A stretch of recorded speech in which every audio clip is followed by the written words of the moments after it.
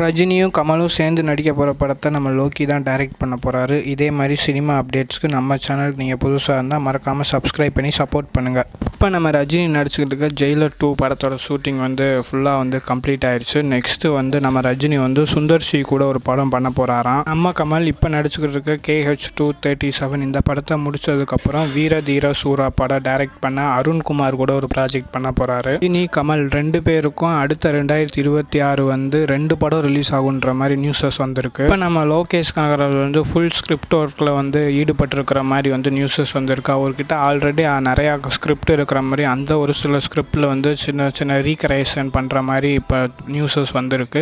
அது மட்டும் கரெக்டாக ஆயிடுச்சுன்னா நெக்ஸ்ட்டு நம்ம ரஜினியும் கமலையும் வச்சு 2026 எண்டிங்கில் இல்லாட்டி 2027 ஸ்டார்டிங்கில் ஷூட்டிங் போகிற மாதிரி பிளான் பண்ணியிருக்காங்களாம். இங்கே கமெண்ட் பாக்ஸில் கமெண்ட் பண்ணுங்கள், ரஜினி கமல் 2 பேரையும் வச்சு யார் நல்லா படம் எடுப்பாங்கன்னு.